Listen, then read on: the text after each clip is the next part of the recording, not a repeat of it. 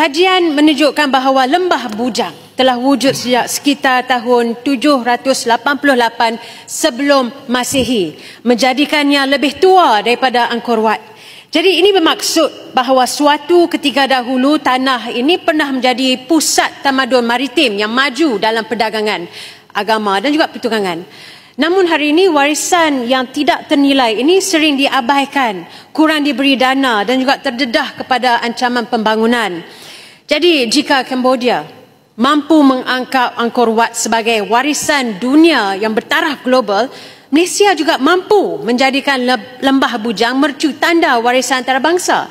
Jadi dengan pemuliharaan yang rapi, pembangunan tapak dan juga kemudahan interpretasi yang moden, saya rasa Lembah Bujang boleh dijadikan pusat arkeolog pelancongan dan juga pendidikan serta pemangkin ekonomi bagi Kedah dan juga seluruh wilayah utara.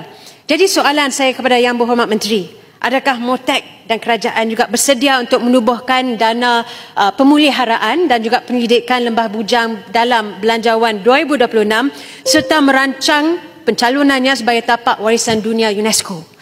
Kerana melindungi Lembah Bujang bukan sekadar menjaga sejarah, ia juga adalah usaha menuntut semula tempat Malaysia dalam sejarah dunia.